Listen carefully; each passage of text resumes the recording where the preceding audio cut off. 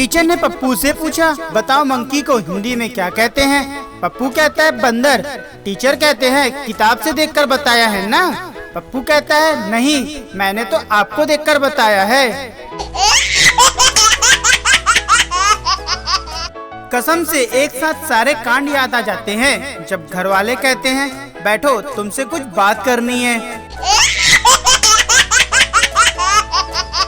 सोनू मोनू से कहता है बचपन में माँ की बात सुनी होती तो आज यह दिन नहीं देखना पड़ता।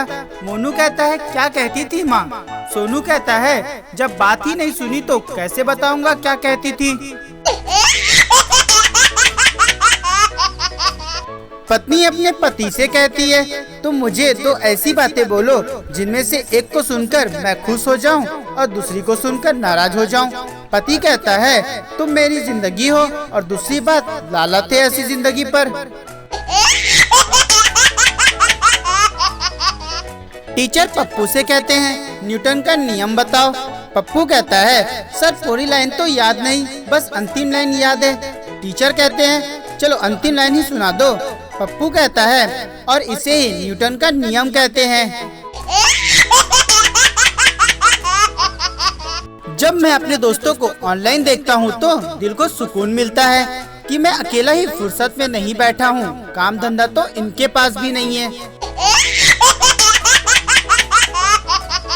संता बंता से कहता है अगले साल मेरे पास करोड़ों का बंगला, ऑडी कार और करोड़ों रुपए अकाउंट में होंगे। बंता कहता है वो कैसे।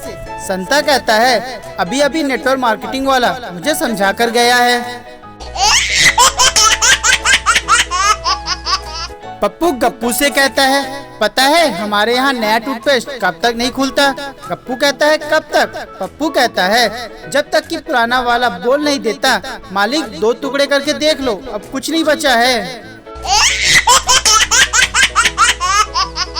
टीचर पप्पू से कहते हैं भैंस पूंछ क्यों हिलाती है। पप्पू कहता है क्योंकि पूंछ में इतनी ताकत नहीं होती कि वो भैंस को हिला सके।